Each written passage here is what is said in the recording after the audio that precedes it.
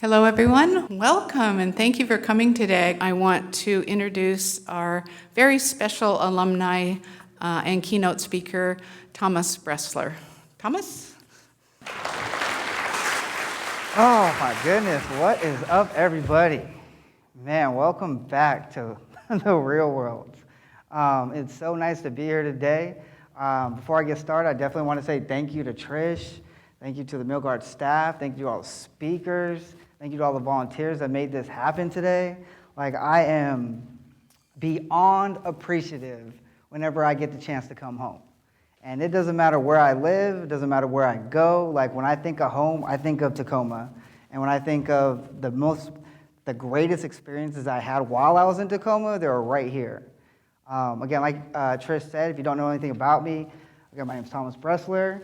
I work for Microsoft. I'm a senior program manager. Currently within their Azure Data and Insights and Learnings team. Starting on Monday, I'm actually transitioning over to a product group. I'll be working with the teams on product launches. So I'm super excited to get started on something new. I'm from the Northwest, born and raised, graduated from Mount Tacoma High School in the South End, 2003. Went to Pierce College, transferred to UW Tacoma. So when I say I'm born and bred in Tacoma, I mean, and Tacoma's in my heart. I mean that with everything that I got. I'm just thrilled and happy to be here today. And I'll be honest with you, because like I do a lot of events. I do a lot of speaking engagements. This is always my favorite one, because in my humblest of opinions, I say this is where greatness happens. Like, my journey and wherever I've succeeded in life, it all started right here. And I have the utmost respect and admiration for every single person sitting in this room today. And I mean that. And the reason why I say that is because I sat in those seats. I've walked these halls. I've driven around this neighborhood 20 million times trying to find parking.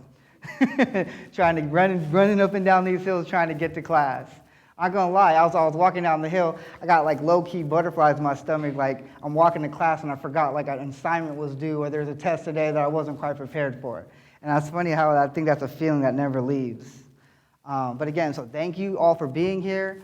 I hope you guys have a wonderful day. Make sure you lean in. I am so humbled to even be speaking. I looked at the lineup of the people that Trish and the Success Center has coming today. There are vice presidents. I believe there's a COO, there is a branch manager. I mean, you got some heavy hitters coming here today. So do me a favor and do yourself a favor. Lean in.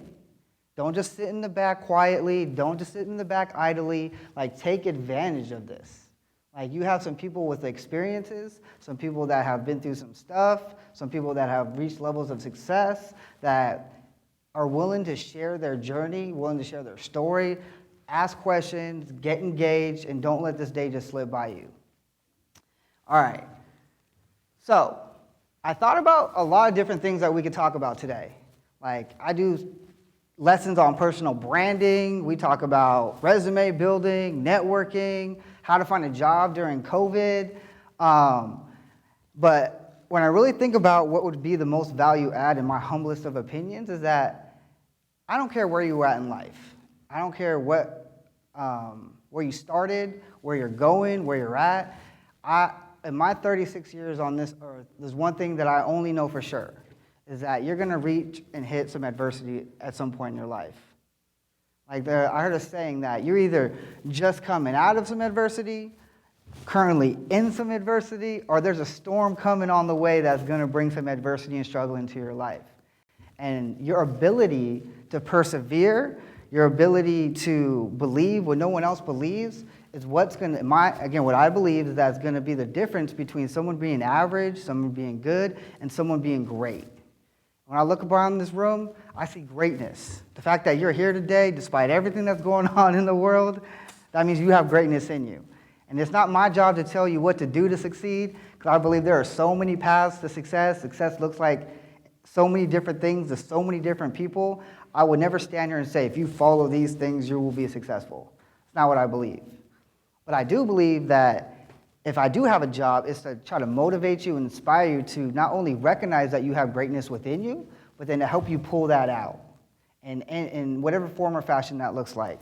So when I think of it, again, I wanted to center the speech around perseverance in the face of adversity and the ability to believe in yourself when no one else does. And I thought this was super fitting given the fact that we're in the middle of a pandemic. We're just getting back into school, and again, adversity doesn't come when it's convenient. Let's be honest. Struggle, pain, that doesn't come when it's convenient. It comes when it comes. And your ability to adapt, your ability to persevere, your ability to show grit, I truly believe is going to be the difference between people making it and people being stuck where they're at. All right, so adversity, a state or instance of serious or continued difficulty or misfortune. I heard a story. There was a young man, a young boy walking through the woods, saw a butterfly coming out of a cocoon, saw the butterfly struggling to get out. The young man, the young boy, being a good person, saw this butterfly struggling, walked up, grabbed out his pocket knife, and slid open the cocoon so the butterfly could get out. And what happened was the butterfly, instead of flying out of the cocoon, fell to the ground and fluttered along the ground.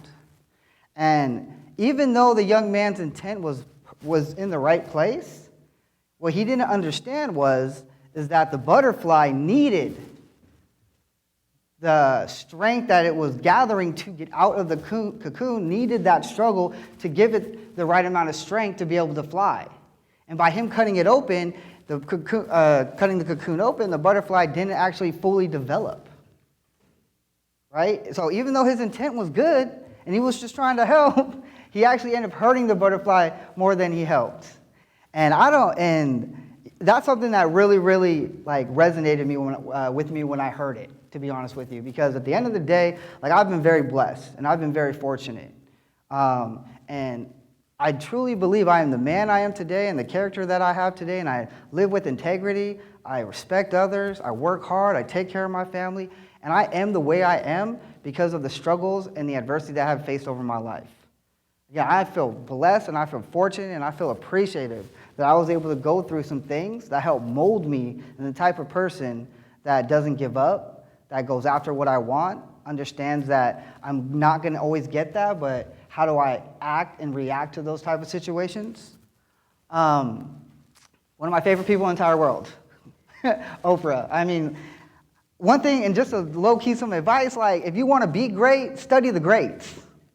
I mean, there's people in this world, everyone's got a phone, everybody's got YouTube, everybody has Amazon, I'm assuming. So, if you really want to be great, the first step to greatness, in my opinion, is success, is studying the ones that did it. Because they, a lot of time, have the blueprint. Oprah, man, she went through so much in her life. She was sexually abused when she was a kid, grew up poor, got fired from her dream job when she started her career, was told that she'll never make it in the industry. She didn't have the look. And now she's the first African-American to own, one of the biggest production companies in the world, worth billions of dollars, impacts millions of lives. And something that she said that really stuck with me was, when there is no struggle, there is no strength. So instead of being a victim, she turned it into success. Instead of saying, I'm not going to make it because of these things happened to me, or this person said this about me, she turned it into success. And she let it lay the foundation in which she built that success on. And again, the reason why her story resonates with me so much is that, I'll be honest with you, I come from humble beginnings, low income, diverse community. Mother, father got divorced when I was 4 years old. My father ended up getting custody of my two older brothers and my younger sister. Within all the strength that it takes to be a single father raising 4 kids in a bad neighborhood that's with crime infested, drug dealers everywhere, he had demons. He had some demons inside. And the way he handled those demons is he liked to drink. And he would turn into a mean drunk. He was what we would label an abusive alcoholic. So from the age from where I can even remember, me and my siblings, our household was led by fear. You never knew what was going to happen when those drinks started flowing. You don't know who was going to come out. So I faced a lot of physical, mental, verbal abuse growing up. Just a real quick story. So I was, but these were the moments that defined me. So I just wanted to share a quick story with you guys. So I was about 14 years old, freshman in high school, feeling myself. There was this beautiful girl in one of my classes. And in back in my day, there was no social media. No one had cell phones. No one, you couldn't just DM somebody. You couldn't just hit them on the gram. You actually had to walk up and be like, "Hi, my name's Thomas. I think you're beautiful. Can I please get your phone number?" And maybe a good time to call you, because, back in the day, you had to call someone's home. And you sitting there praying that her daddy don't pick up.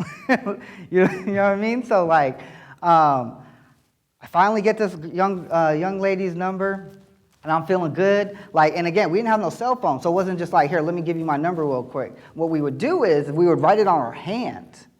So she grabbed my hand, she wrote a number. I'm like, "All right, I ain't washing this hand until I get home." I'm going to get home as fast as I can. I'm going to write this down. I was just on cloud 9. I think it was the first number I've ever even got. So, I'm not going to sit here and act like I had game and I was all suave. I was not. I was awkward.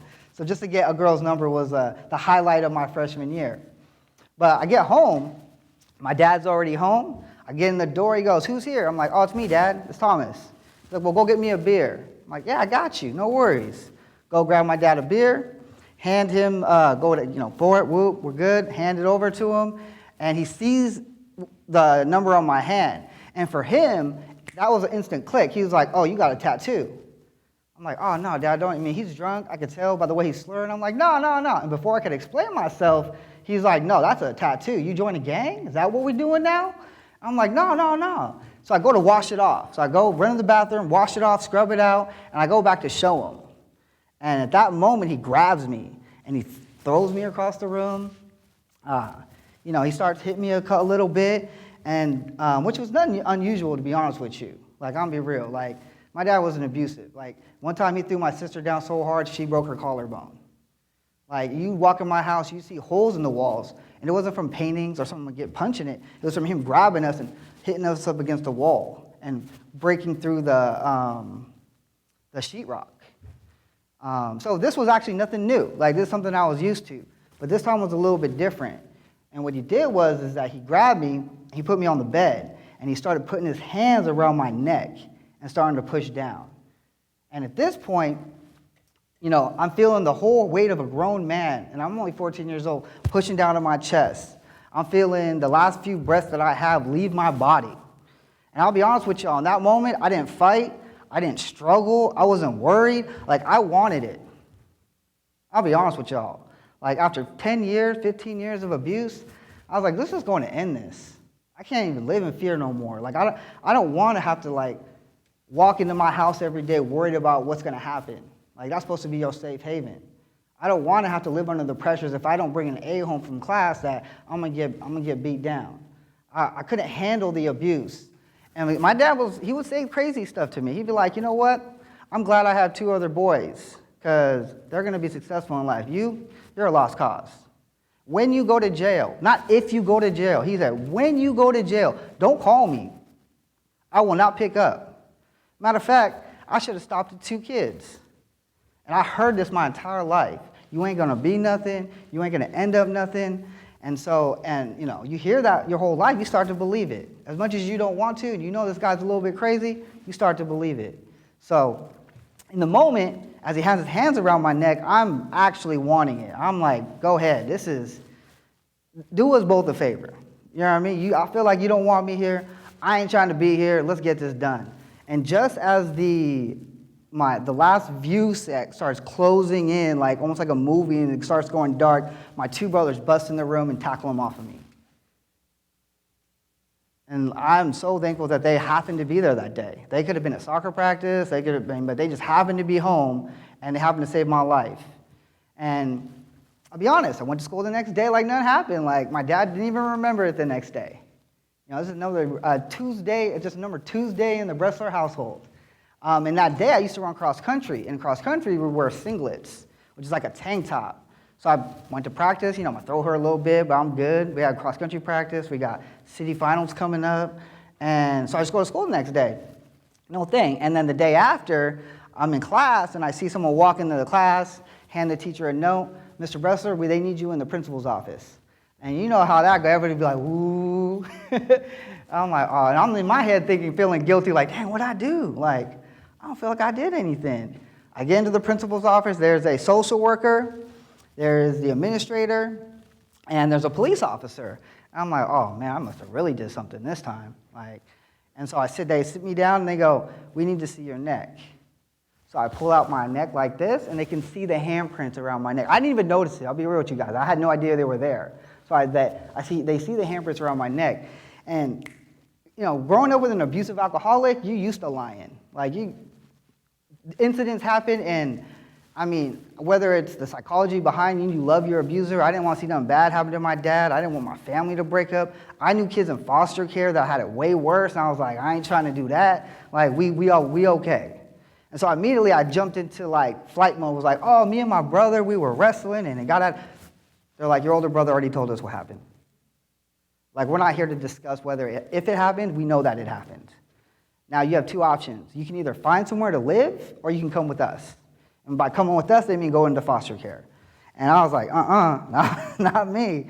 So I was like, I'll call my grandmother, who lives in West Seattle as well. And I'm like, he was like, well, do they know where she lives? Or does your father know where she lives? I'm like, yeah, you can't go there.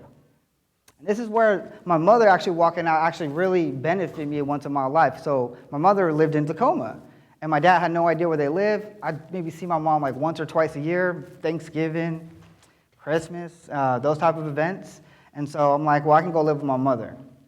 So then that's what they do. They send me down to my mother's house for 2 weeks to do an investigation. They come to the conclusion that this is not a safe environment.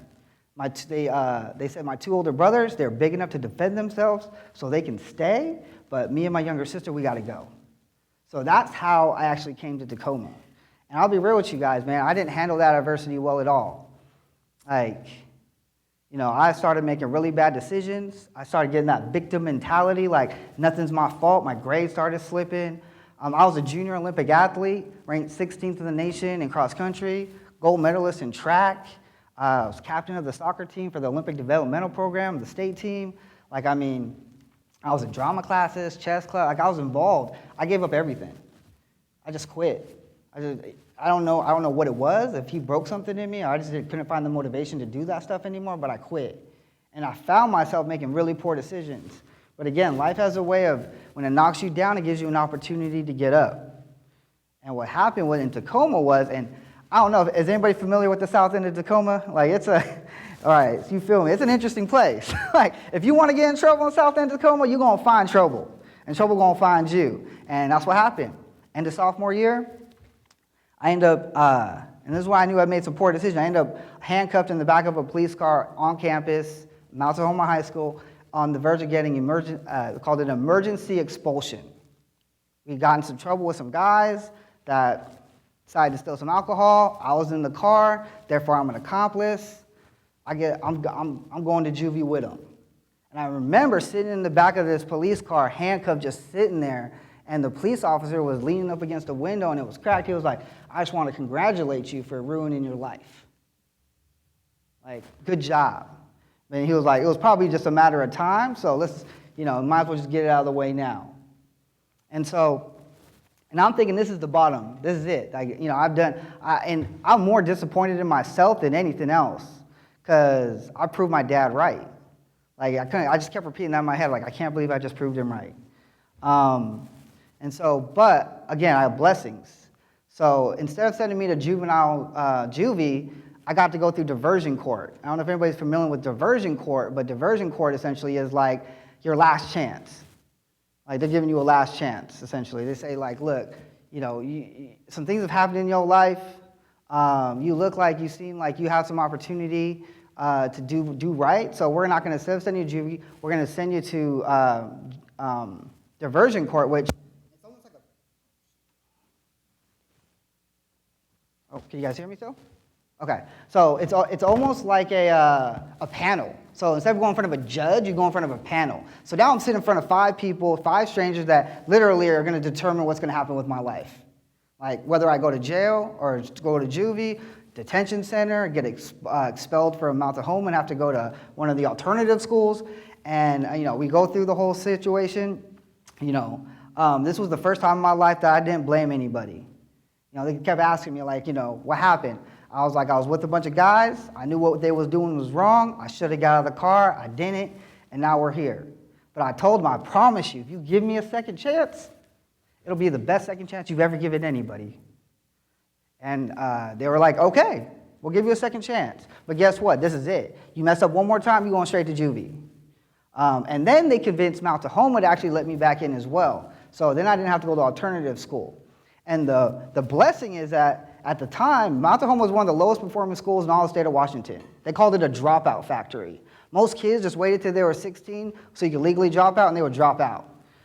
So for me, I was blessed to go back there because the alternative schools were even worse.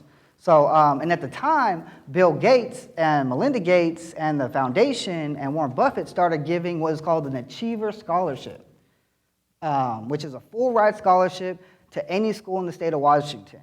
And they only had to have 3 requirements. You had to be low income, preferably minority, but I don't think they limited it to that. And you have to have average grades. And you have to want to go to college. And it was the first time in my life that it kind of opened the door for college being a possibility. Because I'll be real with you, I wasn't even thinking about college. I was like, nah, that's not for me. Like, I'm a C/D student on my best day. Like, college was an intimidating thing, but I started seeing people that looked like me, that was from where I was from, getting these full scholarships. I was like, I kind of planted that seed in me. And then the thing I'm most appreciative for, and I can't even make this up, y'all, in order to get back into school, I had 2 conditions. One, I had to do a bunch of community service, which I was already kind of doing. And then 2, I had to go through drug and alcohol counseling because it was an alcohol-related offense. And the drug and alcohol counselor at Mount Tacoma at that time, his name was Mr. Angel. Right? That's crazy. Like, his name was Mr. Angel. And Mr. Angel, you could tell life had beat him down and he had picked himself up. You could tell that he'd been through some stuff just by the way he talked. And so me and him, we hit it off real quick. And he said, he's like, I don't feel like you belong here, man. In our first meeting, he's like, what? Like, how do you even get here? You tell him the story, tell him my back history.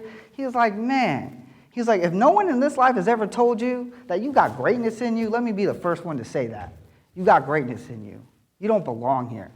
But do me a favor. Write down 3 things for me. It was a part of the program that we had to go through. It was like a 16-week program, I believe. We had to go through it. And one of the things was, what do you want out of life? Your goals. So he made me write down 3 things. He was like, the mind of a 15, 16-year-old isn't complex, right? We're not fully developed at that time. So he's like, keep it really simple. Where do you want to work from like a professional perspective? Where do you want to go to school? Like from an education, and not just high school, but secondary education. He goes, and what do you want to do with your personal life? Like, what do you want your life to look like? And this is the first person in my entire life to ask me this question. Like, really put it into my hands. And, and the first thing I did was I started writing down, I don't want to go to jail. I don't want to get killed. He's like, that's not what I asked you, bro. I asked you, what do you want? Not what you don't want. So then I switched it up. I was like, all right, well, let me keep it simple. When I was in 8th grade, we went on a field trip, and I don't want to be poor anymore. And I seen a Ferrari parked in the Microsoft parking lot, and I'm like, they must be out money up here, right? When you poor, that's like one of the first things that you think about when you're trying to change your life is how do I get out of my current economic situation? So I was like, all right, I seen a Ferrari, boom, Microsoft. I want to work in Microsoft one day. 2, I'm from the Northwest, Seattle to Tacoma. I was going to be a Husky. Like, there was no ifs, ands, or buts about it. Cool, you out. Like, I'm not going to Washington State. I ain't doing none of that stuff. And then from a personal life, I was like, I want to be a father.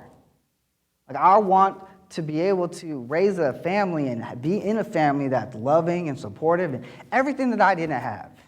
So I wrote it down. He looked at my list. He looked at me. He was like, there is nothing stopping you from accomplishing all these things but you. So I put it in my mind at 16 years old, mind you, just got expelled from school, on probation, like in drug and alcohol counseling, and I'm like, I'm going to work at Microsoft. And I remember telling people this. Like, I was so excited because it was the first time in my life I kind of had an idea what I wanted to do, right? And the first step for it was like to, speak it into existence. So I'd tell my people, bro, I'm about to work at Microsoft. And they look at me like I was crazy.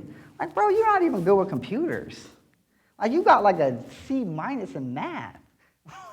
like, good luck, bro. Good luck. I mean, I tell my family, my grandma, and they would tell me things like have a backup plan. You know, maybe you should widen your scope.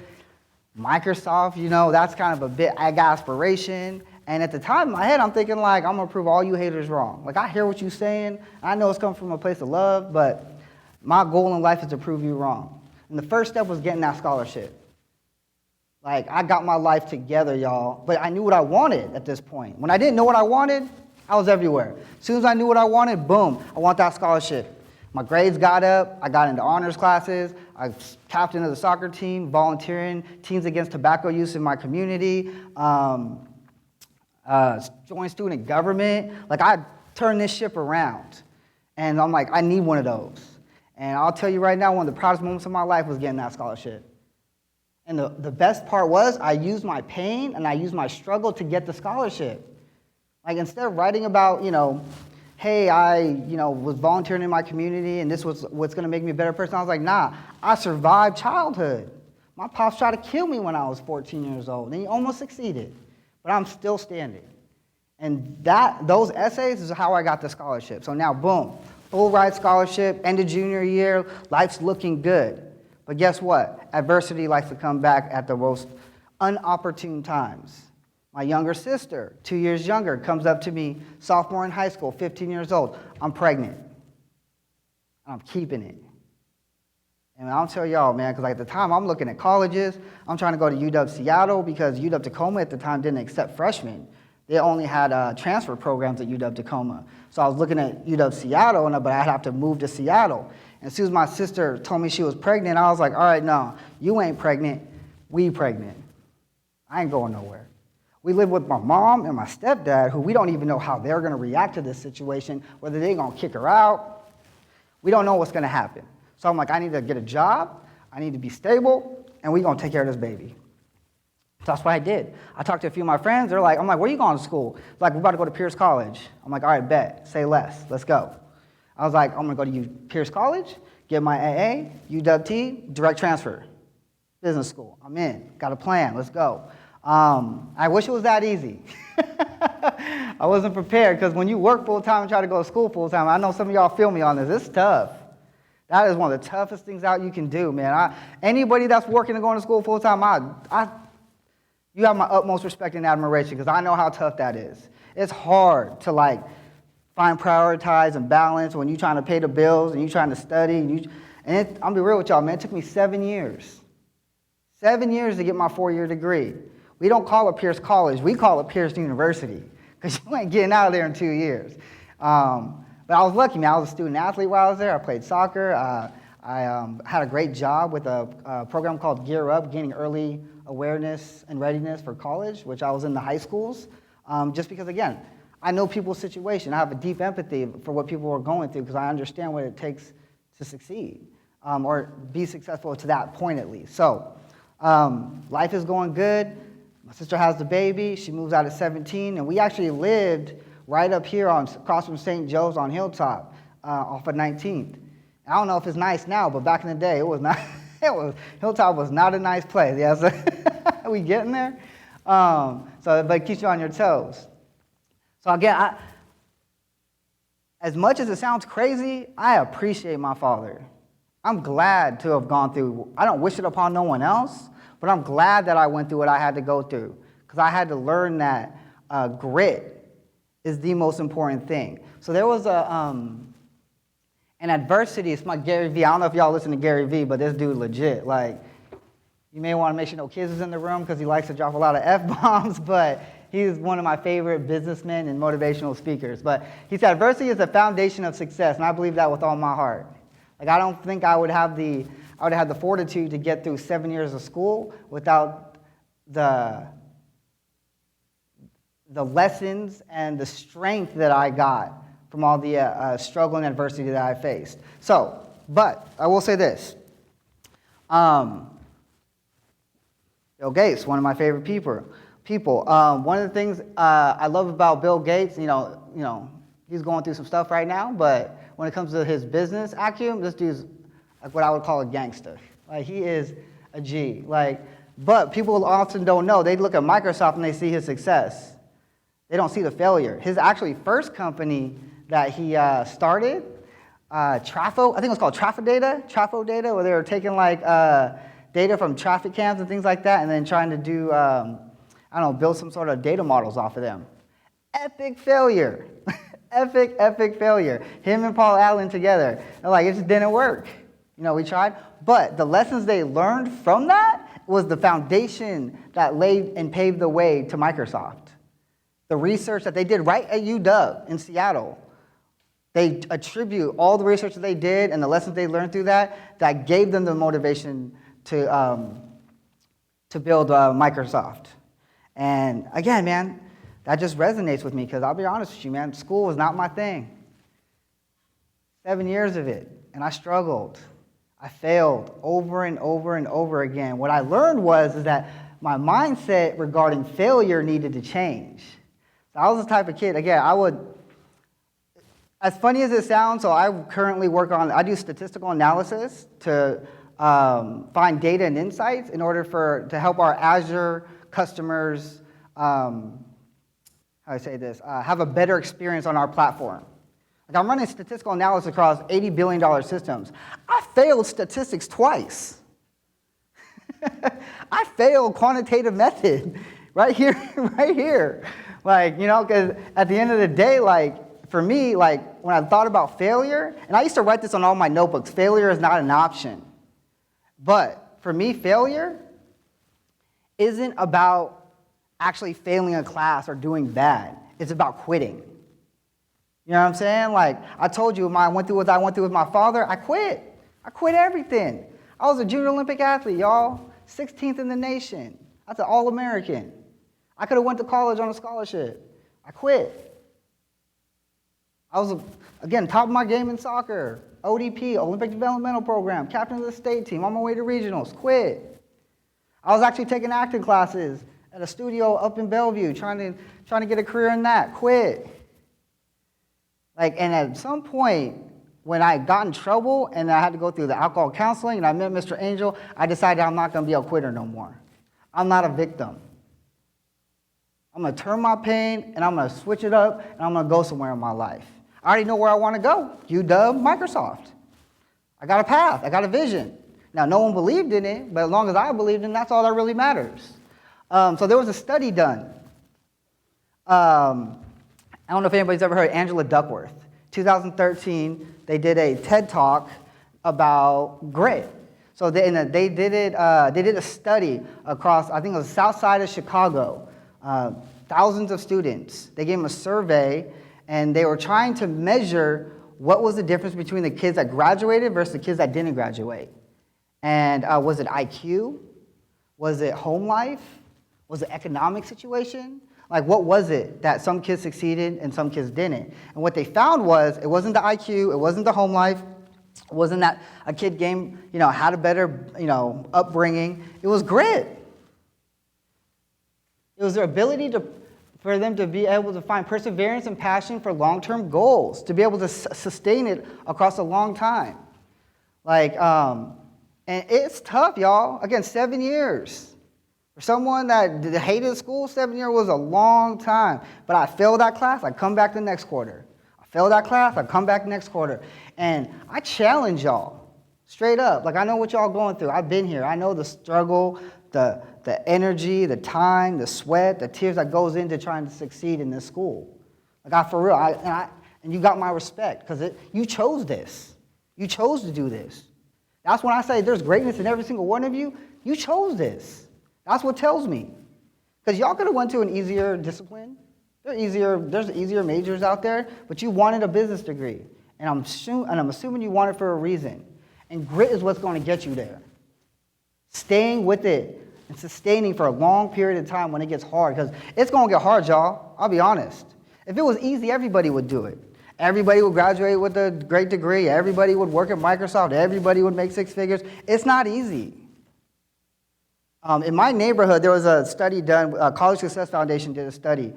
If you are from a low-income, underperforming school minority, you have a less than 8% chance of making it. Not just making it, but going to a secondary education. That means out of 100 students, 8 are going to go to college. And of those 8, maybe half of those are going to graduate. So again, I was going to get some odds here. But I truly believe that grit is what got me through it. Jack Ma, anybody know who this is? Again, rejected from Harvard 9 times. Failed his exams all the way through his life. Everyone considered him a loser, like for real. Everyone counted him out. 37 jobs he either quit or got fired from, I heard, or like got denied. And now he's a multi-billionaire, runs one of the biggest companies in the entire world, Alibaba, Amazon's main competition. And he attributes it to never giving up. I love that. Giving up is the greatest failure, and I truly believe that. So do me a favor, even though we've been judged by A to F, and that's how we kind of determine what's failure and what's not, that's not, in the bigger scheme of things, that's not what it is. Change your mindset for me, please. Do me a favor. Like, when you think about failure, think of it in a way that you're going to learn something from it, and you come back for some more. Again, when I failed statistics, I knew I was going to fail statistics halfway through the course. I failed the first exam, I failed the pop quiz, and then I failed the midterm. And at that point, my boy is sitting there, and he's like, T, man, why are you still coming to class? You failed. Like, it's done. It's a wrap, bro. Like, go play video games. Do so much of your time. I'm like, nah, bro. I'm just getting a head start on next quarter. You know what I mean? Like, I'm just getting a head start. Next quarter, killed it. B+. And in my world, that's an A+. You know what I'm saying? Like, I graduated with a 2.7 GPA. Like, when they say C's get degrees, I should be the poster child. I should be on, right? I should be on one of those back there, like, impact goal, 2.7. But what I learned is that my diploma didn't say my GPA. And I ain't gonna lie, guys.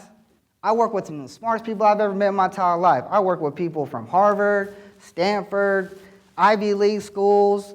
They smarter than me. They can critically think better than me. They can write better than me, but they ain't got more grit than me. They ain't gonna outwork me. It's funny. I told you I got a new job. I'm leaving my job, and I'm going to a new job on Monday. And the funny thing is that going to this new job, I had an exit interview with my boss, and my boss is like, T, we're gonna miss you. I'm like, you gonna miss me? I'm like, you got some data scientists over here that can do this work, run circles around me. Like, you ain't gonna miss me. I was like, she wasn't like, we're gonna miss you because of your ability to do data statistical analysis and create insights. She's like, nah, we're gonna miss you because of your energy. We're gonna miss you because of your attitude, your can-do attitude. We're gonna miss you because when things get hard, people look to you to solve problems and help build bridges and bring people together. Again, I'm in engineering. I'm a marketing student. I'm in engineering. I'm not in engineering because of my engineering capabilities. I'm in engineering because of my ability to build relationships. And as you go through business, this college will teach you the skills you need to succeed. It will give you the right skill set. It will teach you how to work in groups. It will teach you how to work toward deadlines. It will teach you how to write. Like, they will give you a lot of things. But what they cannot give you is the ability to really build relationships. And they can't give you the grit to persevere when things get hard, because things are going to get hard. Real quick, I know we're running short on time, but this right here, this is actually a photo of the office building where I got my start. Like, I went and took a picture of it. This bench right here. So I graduated in 2010, no network, didn't know how to get into Microsoft, didn't know what I was going to do. And then I met a guy that said that, hey, this company called Sogeti is hiring contractors. So there's 2 types of employment at Microsoft. There's contractors and full-time employees. The best way to get in is to get in through contracting. If you're not have a technical background. I'm like, all right, bet, say less. I'm there. Apply online, no answer. How many people applied to jobs and never got an answer back? All right, so y'all feel me on this. So like, apply again, no answer, no answer, no answer. So I'm like, you know what?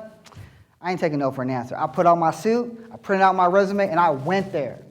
And so I want to walk y'all through this with me. So that's the door in the back. As I'm walking up to the door, I'm like, all right, I just got to get through the receptionist. You know what I'm saying? Like, I'll talk to the receptionist, give her my 10-second elevator pitch, she'll get me a recruiter, and we in. I go in, there's no receptionist. I'm like, maybe she's on lunch, or maybe he's on lunch.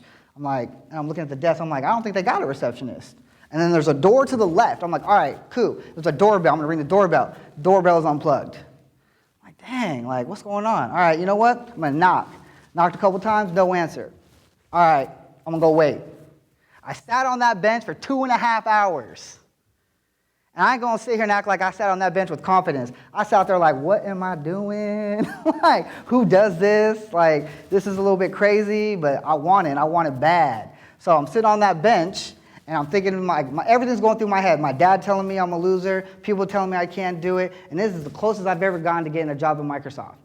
So I sat there for 2.5 hours. I got so fortunate. A young lady walks out and says, walks right by me, excuse me, miss. Do you work for this company, Sojeti? She's like, I do. I was like, my name's Thomas. I just graduated with a business degree. I really want to get into consulting, IT consulting. Could you do me a favor? Is an opportunity for you to go get me a recruiter? And bro, I must have, talk about she's the nicest person in the world. I ain't gonna lie, because I don't even know if someone did that, I don't even know if I would have did that. Went back, and she's like, hey, follow me. Leaves me in the reception area, goes and gets a recruiter. 5 minutes go by, I'm nervous, bro. My palms are sweating. I'm trying to figure out what I'm gonna say. My 10-second elevator pitch is kind of just going out the window at this point. And she didn't actually do this, but this is what it felt like. She just busts through the door, and he goes, who are you and what do you want? I was like, oh man, she intimidated from the get. I'm like, my name's Thomas Bressler. I just graduated from the University of Washington, Milgard School of Business. I really want to work for Microsoft and be in IT consulting. I heard this is the place to be. It's She goes, well, what do you want? What do you want at the end of the day? I was like, well, to be honest with you, I don't want to lie to you. I really want to work at Microsoft as an employee. But I have a business degree, and I heard that this consulting is the best way to get in. So then she's like, okay. We went through a couple back and forth, and then she gave me her card. I'm like, okay, I'm in. She didn't know that I was in, but I knew I was in at that point. So I would call her and email her once a week for a couple months, what you need? Y'all need a receptionist. I'll work for free. I was like, you need someone to vacuum the floors, make the coffee, wash the windows? What you need? I'll do it all for free. I just want to be in the building. Just let me in the building. I want to see what goes on here. So a couple months go by. She don't have nothing. Nothing pops up. And then finally something pops up. And I think, she may not have ever admit this, but I think she came to the realization she wasn't going to get rid of me. Right? I wasn't going nowhere. You my hottest lead, my warmest lead, I'm on it. And so she finally was like, you know what? I have a opportunity that I think you'd be good for. Come on in. Went to the interview. Again, I wish I could say the rest was history. Nah. In the interview, I bombed it. I was so nervous, I bombed it. So the girl in the interview looks at me, or the young lady in the interview looks at me and goes, you should probably go do something else for a couple years and come back to this. You're not ready for this. Again, I could have took what she said and did what she told me to do, but I was like, nah, I just don't feel like I articulated myself very well. I'll be back. But the account executive liked my energy so much that he was like, you know what, that's not a good fit, we're gonna put you over there. Boom, I'm in. 2011, I get my first contract job at Microsoft. 2 weeks later, my significant other, who I met in Mount Tacoma High School, graduated from Pierce College, went to UW with me, she's in. You know what I'm saying? 2 of my boys are in. Tacoma folk, y'all know about us. If you leave that door open, bro, we holding it open and we getting as many people in as we can. We trying to build our community out here. So I'm in consulting, I'm killing it, and I'll be honest with you, at that point I could have been satisfied. I could be like, you know what, I'm good. But I'm not gonna lie to you, I love consulting. I think it's one of the I think it's amazing. I think it affords so much opportunity. But the reality was, it felt like I was in the minors. I was right there, right? I'm at the Tacoma Rainiers, I'm trying to get to the Mariners. And what I realized was that I was so focused on trying to get that full-time job with Microsoft that I wasn't paying attention to everything else around me. I wasn't building relationships, I wasn't networking. So where I'm from, you're told, just work really hard. You work really hard, you'll get noticed, and someone will give you an opportunity. I'm here to tell you that's not how it works. I love the things back here because it talks about impact goals. You have to be able to articulate your impact. What do you do, and why is it important, and why should this person care? For real. We don't get measured at Microsoft about how much we do. I can't go into my boss's office I worked really, really hard this year. Can I get a raise and a promo? Nah. What was your impact? What did you do for our customers? What did you do for our bottom line? Right? How did you help with our strategy? These are the things. What was your impact? So, real quick, I just want to leave you with, I don't have the secret to success. I don't know what it takes to be successful. Again, I was in consulting for 6 years, 6.5 years. I've been with Microsoft for 4 now as a full-time employee. What I can say is that number one step is get clear on your vision. If you don't know what you want, then you're just going to go around life and stumble. I'm going to be honest with you. Get clear on exactly what you want. And that could change over time, but have a vision. I got lucky. Mr. Angel helped me with my vision. You know what I'm saying? Like, he helped me write that down. And it took 16 years, y'all. Like, it took 16 years. From the time I was 16 years old to say that I want to work at Microsoft, right? It took me 16 years. I was 32 years old when I signed my first Microsoft contract. But be clear on your vision. Number 2, know your why. Why do you do what you do? It's going to get hard. Your why is what's going to keep you grounded. Steve Jobs said it best. The reason why you need to know your why and your purpose is because when it gets tough and you want to quit, your why is what's going to keep you going. I had a why. My why is to be the example in my neighborhood that wasn't there for us. No one believed I could work at Microsoft because no one in my neighborhood ever worked at Microsoft. They didn't think it was possible. Of course they're going to laugh in my face and tell me I'm crazy because no one did it. Especially a kid that's been through, an at-risk use like what I went through. Right? Like, I didn't study computer science. I wasn't good at math. Like, I had none of what they thought it needed to work at Microsoft. But I knew my why. Right? Number 1 was, I want to prove everybody wrong. Number 2 was, I want to be the example in my neighborhood so I go back. I speak in Mount Tacoma. I go back to Pierce. I come to UW-T. Like, I make sure y'all see my face. Like, I'm in business school. Now I'm in Microsoft engineering. If I can do it, y'all can do it too.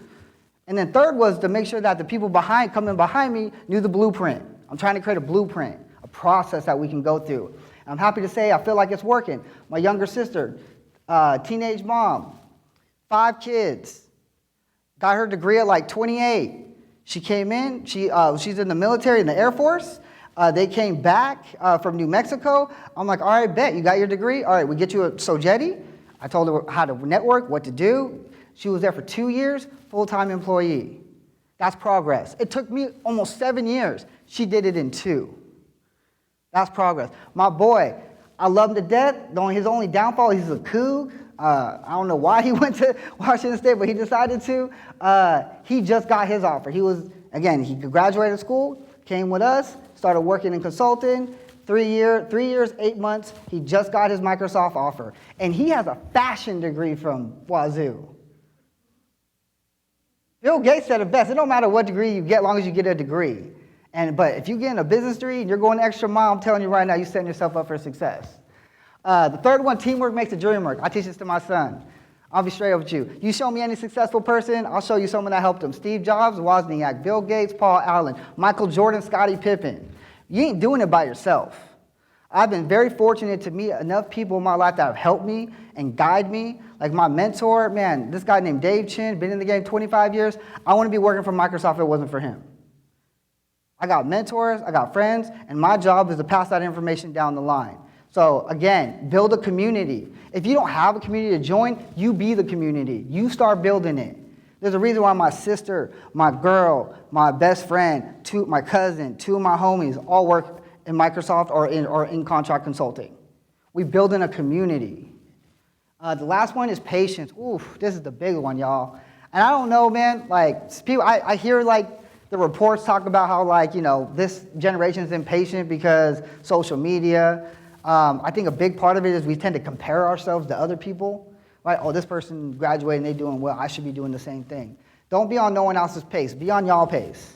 Your time. It'll happen when it happens. Don't feel like you need to be, in par with someone else because they don't know you. They don't know your struggle. Again, patience. 7 years to get a 4-year degree. Patience. 16 years to make my dream come true. Patience. You know what I'm saying? So, like, everything happens for a reason and it'll be on your time. And that's all I have. I appreciate you guys coming today. Thank you so much.